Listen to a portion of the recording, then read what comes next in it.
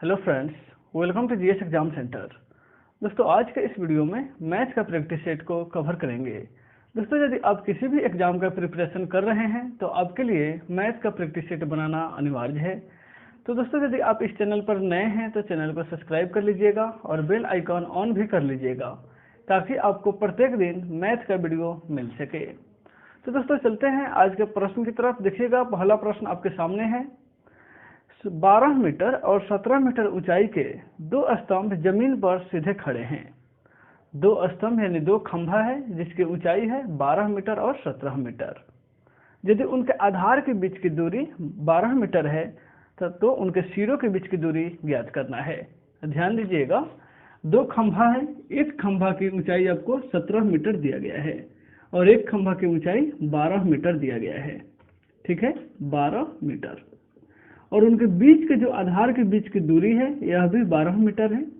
तो उनके सिरों के बीच की दूरी ज्ञात करना है।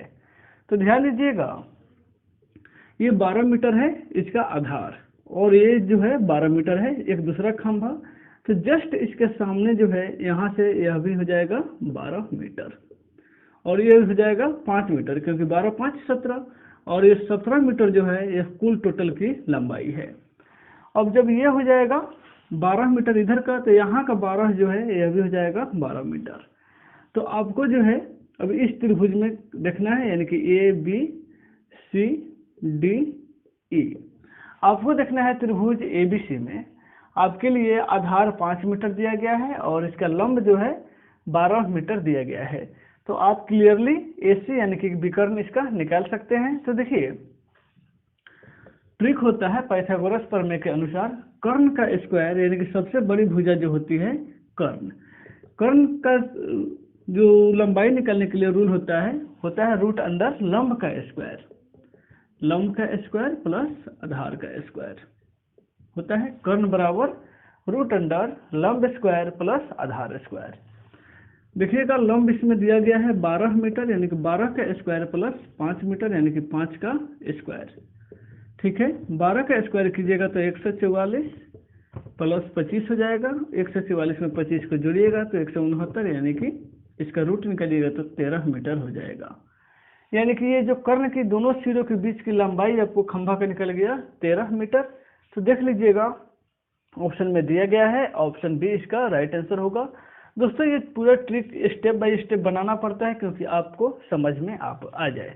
ठीक है, तो आपको समझ में आ गया होगा। ऑप्शन बी में दिया गया है 13 मीटर, ऑप्शन बी इसका राइट आंसर हो जाएगा। अब चलते हैं अगले प्रश्न की तरफ। क्वेश्चन नंबर 2 दिया गया है। दो संख्याओं में एक संख्या 15 है यदि उनका HCF यानी कि हाई कॉमन फ्रैक्शन यानी कि महत्तम समापवर्तक और लघुत्तम समापवर्तक 5 और 120 दिया गया है और एक संख्या 15 दिया गया है, तो दूसरी संख्या क्या होगी ज्ञात करना है। देखिए, काफी आसान प्रश्न है आपके लिए। जो है एक संख्या यानी कि एक संख्या जो है वह दिया गया है 15, एक संख्या 15 है। एलसीएम जो है एलसीएम 120 दिया गया है और एचसीएफ जो है दिया गया है 5। एक संख्या 15 हो गया और एलसीएम 120 हो गया और एचसीएफ 5 दिया गया है, तो आपको दूसरी संख्या निकालना है। तो दूसरी संख्या निकालने के लिए देखिए रूल होता है, आप लिखेंगे दूसरी संख्या इक्वल टू होता है लघुत्तम समापवर्तक गुना महत्तम समापवर्तक, लघुत्तम समापवर्तक गुना महत्तम समापवर्तक बटा पहली संख्या। ये होता है रूल, यानी कि लघुत्तम समापवर्तक गुना महत्तम समापवर्तक इक्वल टू होता है पहली संख्या गुना दूसरी संख्या। तो यहाँ पहली संख्या बटा में आ जाएगा क्योंकि एक संख्या दी गई है 15। तो एलसीएम जो है इसका 120 दिया गया है और एचसीएफ 5 दिया गया है और एक संख्या जो है 15 दिया गया है। 5 तियां 15 और 3 चौका 12, यानी कि दूसरी संख्या का वैल्यू कितना निकल गया 40। दूसरी संख्या क्या निकल जाएगा 40। एक संख्या 15 और दूसरी संख्या 40। देखते हैं, 40 ऑप्शन ए में ही दिया गया है, इसका अर्थ है ऑप्शन ए इसका राइट आंसर हो जाएगा। अब चलते हैं अगले प्रश्न की तरफ। क्वेश्चन नंबर 3 दिया गया है। दो छात्र एक परीक्षा में बैठे हैं, उनमें से एक ने दूसरे की तुलना में 15 अंक ज्यादा प्राप्त किया है। एक छात्र दूसरे के तुलना में 15 अंक ज़्यादा प्राप्त किया है और उसके अंक उन दोनों के कुल अंकों का 60% है, तो उनके द्वारा प्राप्त किया गया अंक क्या है, यही ज्ञात करना है। तो ध्यान दीजिएगा, दो छात्र हैं, एक छात्र दूसरे की तुलना में 15 अंक अधिक प्राप्त करता है। तो पहला छात्र जो है, क्वेश्चन नंबर ये 3 हो जाएगा, क्वेश्चन नंबर 3। पहला छात्र जो है, पहला छात्र मान लीजिए कितना अंक प्राप्त करता है, x अंक प्राप्त करता है। पहला छात्र जो है x अंक प्राप्त करता है, तो दूसरा छात्र क्या हो जाएगा, दूसरा छात्र जो है 15 अंक अधिक प्राप्त करता है, यानी कि x + 15 हो जाएगा।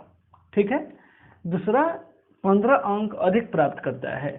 अब यहाँ कह रहा है कि जो दोनों अंकों का जो योगफल है, इन दोनों के जो अंक का योगफल है, यानी कि x + 15, इन दोनों अंकों के योगफल का 60% है क्या, उसके द्वारा प्राप्त किया गया अंक। इन दोनों अंकों के योगफल के बराबर है जो यह प्राप्त करता है वह, यही ना कह रहा है। देखिएगा, उनके अंक उन दोनों के कुल अंकों का 60% है। किसका अंक, इसका अंक। इन दोनों के कुल अंकों का 60% है x + 15। ठीक है, अब आपको समीकरण बन गया, आप इसको अब हल कर सकते हैं। 20 × 3 = 60 और 20 × 5 = 100।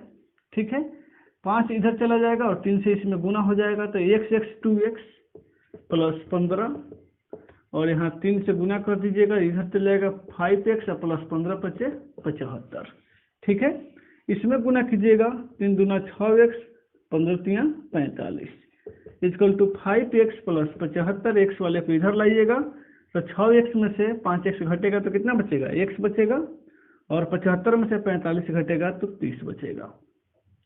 यानी कि एक छात्र को कितना अंक प्राप्त हुआ, पहला छात्र को 30 अंक प्राप्त हुआ, तो दूसरे को इससे 15 अंक अधिक प्राप्त होना है। तो यानी कि 30 में 15 जोड़ दीजिएगा तो 45, एक को हुआ 30 और दूसरे को हो गया 45, यही हमारा राइट आंसर होना चाहिए।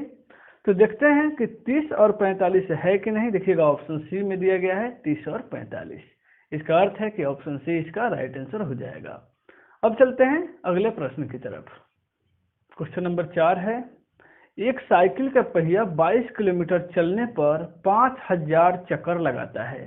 साइकिल की पहिया कितना, 22 किलोमीटर चलने पर। साइकिल के पहिया गोलाकार होता है और वह 22 किलोमीटर चलने के बाद 5000 चक्कर लगा लेता है। तो पहिए का अर्धव्यास यानी कि त्रिज्या ज्ञात करना है। ध्यान दीजिएगा, पहिया जो होता है वृत्ताकार होता है। पहिया जो है वह क्या होता है, वृत्ताकार होता है। तो यह जो है 22 किलोमीटर दूरी तय करता है, तब जाकर के 5000 चक्कर पूरा करता है। ठीक है, अब देखिएगा कि इसमें आपको ज्ञात करना है कि उसका त्रिज्या क्या होगा। तो सबसे पहले जो है इसका परिधि ज्ञात कीजिए, 2πr। आज जो n है, n यानी कि 5000 चक्कर लगाता है, तो यहाँ पे आप n भी ज्ञात कीजिए। 2πrn = हो जाएगा कितना चक्कर, 5000 चक्कर, नहीं 5000 चक्कर, तो 22 चक्कर ना है, 22 चक्कर है, 22 किलोमीटर है। 5000 जो है चक्कर लगाता है कितने में, 22000 किलोमीटर दूरी तय करने में। 2πr जो है उसका परिधि हो गया। 2πr गुना n यानी कि 5000 n यानी कि 5000 चक्कर लगाता है 22 किलोमीटर दूरी तय करने में। तो किलोमीटर को मीटर में बदलिएगा तो 1000 से गुना होगा, और जब मीटर को सेंटीमीटर में बदलिएगा तो 100 से गुना करना पड़ेगा, क्योंकि सेंटीमीटर में ही हमको आंसर निकालना है।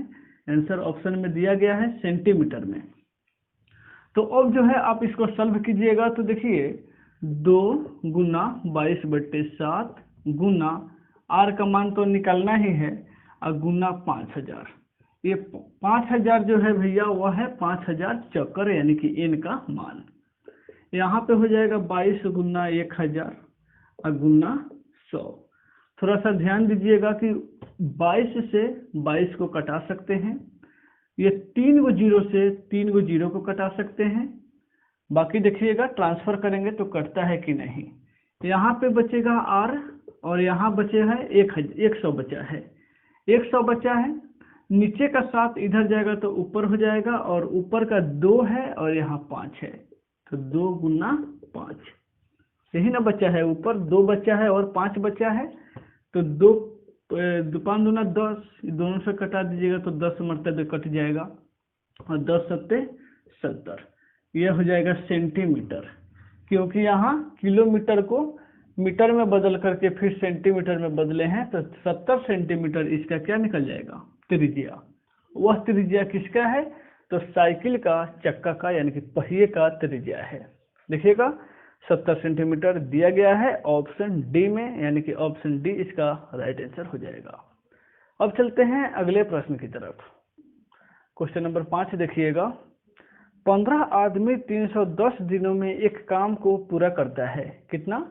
15 आदमी 310 दिनों में एक काम को पूरा कर देता है, यानी कि समाप्त कर देता है। परंतु 200वें दिन के अंत में 15 अतिरिक्त आदमियों को इस काम पर लगाया जाता है, तो यह काम कितने दिनों में समाप्त हो जाएगा? तो सबसे पहले देखिए कि 15 आदमी किसी काम को कितना दिन में भैया समाप्त करता है, तो 310 दिन में। तो 15 गुना 310, कुल काम यही ना होगा। कुल काम जो है, काम कितना है, 15 आदमी या 310 दिन, तो काम निकल जाएगा। गुना कर दीजिएगा तो 15 में 0 से 0, और 15 एकम 15 के 5, हाथ में 1 बचेगा, 15 3 45 या 1 46 जो है, ये हमारा क्या निकल गया, कुल काम निकल गया। अब कहता है कि 200वें दिन, यानी कि 200 दिन जो है 15 ही आदमी काम करता है, 200 दिन। तो 15 आदमी का काम कितना दिन का, 200 दिन का काम निकालना है। तो यानी कि 15, इसको नहीं भी लिखेंगे तो समझ में आ जाएगा क्योंकि क्वेश्चन हमारे सामने है। तो 200 दिन का काम यानी कि 15 गुना 200 कितना बच हो जाएगा, 15 दूना 30, यानी कि 3000 काम जो है 200 जो है दिन में समाप्त कर देते हैं 15 आदमी। 15 आदमी 200 दिन तक तो काम करते हैं, उसके बाद ना फिर 15 आदमी अतिरिक्त आते हैं, तो 15 आदमी 200 दिन जो काम किए वो कुल काम कितना हुआ, 3000 काम हुआ कि नहीं। अब जो काम बचेगा उसी में ना 15 आदमी और ही आकर कामुआ करेंगे, तो कामुआ कितना बचा अब देख लीजिए, 4650 में से 3000 घटा दीजिएगा तो कुल कामुआ आपको बच गया 1650। ये हो गया बचा हुआ काम। लेकिन इसमें अब लगता कौ आदमी है, इसमें लगता कितना आदमी है, तो 15 आदमी पहले से है और 15 आदमी अतिरिक्त यानी कि अलग से लगाया जाता है। अब देख लीजिए, तो इसमें हम डायरेक्ट इसको नहीं सॉल्व कर लेंगे कि 1650 को काम बचा है और इसमें 15 30 गो आदमी लग गया है, तो काम कितना दिन में समाप्त होगा, तो 0 से 0 कट गया, और 3 5 15 और 3 5 15, यानी कि 55 दिन में वह काम समाप्त हो जाएगा। आया कि नहीं समझ में? देखिए इतना बड़ा क्वेश्चन है, 2 लाइन का आंसर। कुल काम भैया ज्ञात कर लिए, ठीक है। अब कहता है कि 200 दिन तक जो आदमी है वह काम किया है, तो 15 गुना 200, 3000 काम 200 दिन में समाप्त हो गया। लेकिन जब जो काम बचा, काम कितना बचा, 1650, उसमें 15 आदमी अतिरिक्त आकर के काम करते हैं, यानी कि अलग से आकर के काम करते हैं। तो जो अलग से काम करेंगे तो 15 30 है, उसमें भाग कर देंगे तो जो काम निकल जाएगा दिन हमारा, यानी कि 55 दिन। देख लीजिए 55 दिन ऑप्शन ए में ही दिया गया है। तो उम्मीद करते हैं कि आपको ये वीडियो पसंद आई होगी।